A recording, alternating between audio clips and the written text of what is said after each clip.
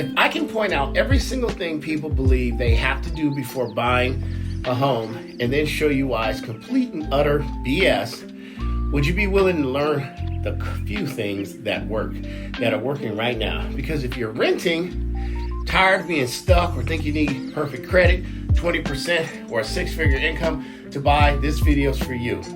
Stay tuned. I'm going to show you 3 things you can take away right now and be in a home in the next 30 to 45 days.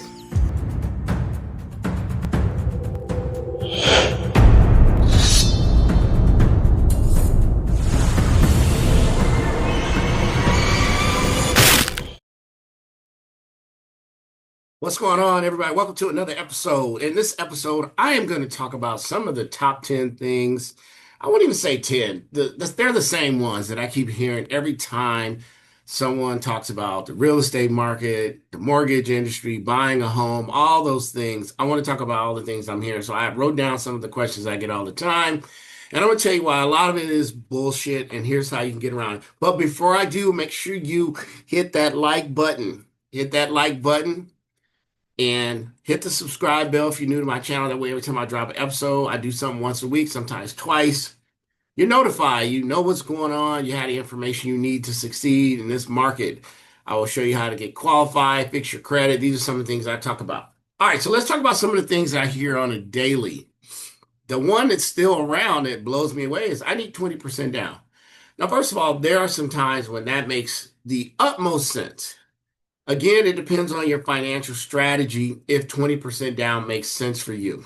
But the average person that's saving up money at today's cost in the Arizona market, at least, or wherever you are, 20% can be a lot. You can get into a home as little as 3.5%, 5% is usually normal. I believe the norm's around 7% we're seeing. You know, people are putting somewhere in between that. We can work around the mortgage insurance. We can show you how to finance it, pay for it up front. There's ways around it. So that's one of the reasons people say, you got to put 20% down so you can avoid the mortgage insurance, that dreaded mortgage insurance. No one wants to pay that dreaded mortgage insurance. I understand. But you don't need 20% down, so let's put that away. Now, if you're doing something specific like an investment property, you got to do 15%. Or in some cases, 20, it might be better. It depends, but we're talking about just a primary residence. You don't need 20% down. Hey, and if you're a veteran or you're buying out in a rural area, 0 down. Now, you do have closing costs, and I did a video about that. People get confused with closing costs and down payment. They're 2 different things. Okay, my credit has to be perfect.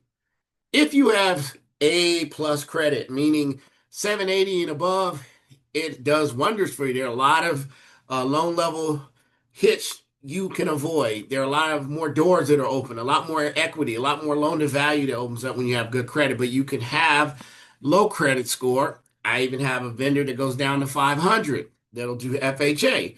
Now you got to jump through some hoops, but it can be done. So credit shouldn't be the number one thing. Now, I'm not saying you got to be dastardly. You come in with just all kinds of marks, never made a payment. That's not going to work. I mean, if you've had some challenges and you really want to buy now and your score is not perfect, you can get in a house. So let's get rid of that one right there.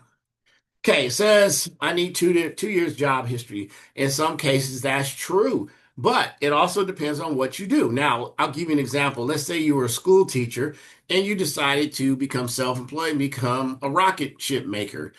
And you make rocket ships to go to the moon. Well, they're going to want to see some stability in that field, a minimum of a year. You know, they want to see if you're going to still do it. And then there's profitability for you.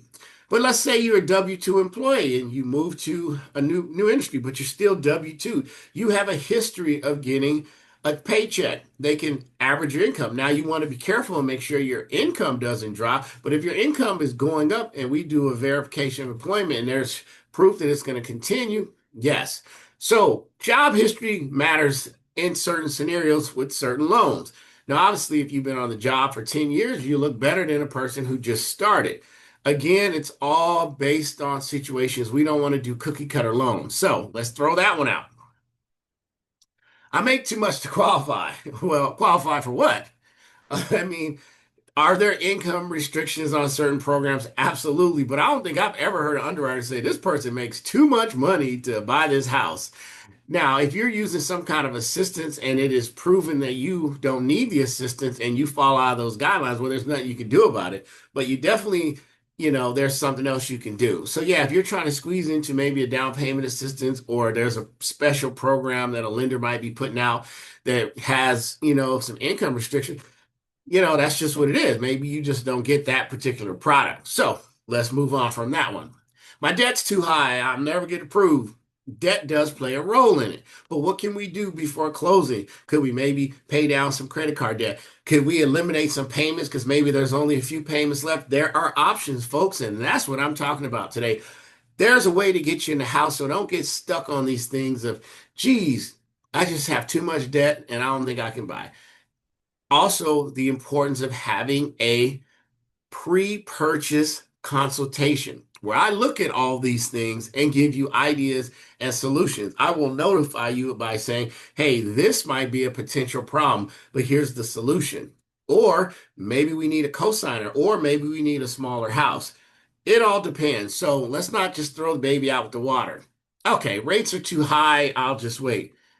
Here's the problem with that. Rates do this depending on what's going on. Now, we saw, around COVID, rates did this, but that is an anomaly. We're not going to see that happen anytime soon, at least as far as what I know, unless something crazy happens.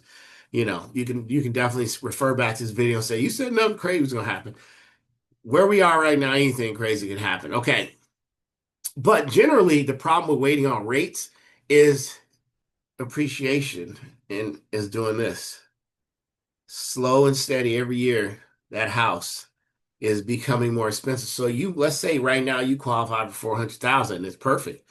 And you're right there on that bubble with all your other bills. And then we go to run your application. Now that house is 415, 420. Not even really aggressive numbers. 425. Now you don't qualify, or you're gonna have to put more money down. Have you been saving? Have you been really working your financial plan? So waiting for rates is a fool's errand. If you can qualify now, let's get you in the house. What are some ways we can get you? We can do buy downs. I've been talking about that a lot. That's working right now. We can buy the rate down.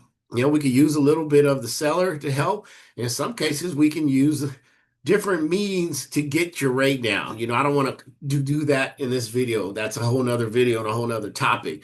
But there are ways to get in the house by lowering that payment so it knocks some of that payment shock out. Okay. A lot of times these are just misunderstandings. So people want to know what makes us different. What do we do different to help people get into the home? Number one is what we're doing now. We have a conversation about your situation, your goals, where you want to be. Then we have an educated conversation about all the little integral parts of a mortgage. That includes how rates work. What is escrow? What are closing costs? What are down payments? What are the risks and rewards of using points, and how do points work? Right now, we're in the market. Maybe there's nothing at par right now unless you go do some really crazy stuff. Maybe you don't qualify at this rate. What do we do to get you there? All this talked about before you even get your offer. So when you get an offer, or you put an offer in, excuse me, it is solid. It's going to be accepted because they're going to be good. We're going to reach out to the selling agent. We're going to tell them how wonderful you are. Here's a full approval. I do not do paper approvals anymore. It's a full underwritten approval. So you're good to go. I have a team. I have an underwriter who will jump right in, look at it, and it's an official. We may say if we need this, this, and this, but other than that, it's an underwritten approval. So that makes us different. We take each individual client individually. We look at their goals, we look at their financial plan, and we build. And then we talk about our partnerships and who we align you with if we need additional information to get you there. So just to recap, very simple, folks. You don't need 20% down. You don't. Okay. You can get in as little as 0, 3.5, 5. It just depends on what we're trying to do. Don't need perfect credit. Is it good to have good credit? Yeah, because there are benefits and you're going to get the best we offer when you do that. You don't want to be limited by a credit score. You don't need 2 years job history. Now, I'm saying that kind of tongue in cheek. You can't just worked in 2021 and you haven't done nothing and then you just got on the job. We're going to have a strong reason why you didn't do that. Okay. When I say you don't need, I mean consecutively. Okay. There are some lenders that do require that. Again, it's all programming and it's all what we know up front to get you in the best situation. I act as your attorney. You tell me what you did. I present it to the court in the best light. Easiest way to explain that. Okay. Number two, the market is crazy. It is crazy. There are a lot of things going on, but if you're on a fixed rate, it's going to stay the same. Don't matter. Okay. We'll figure all that out. All right. The whole making too much money, I thought was a crazy one, but someone did say that.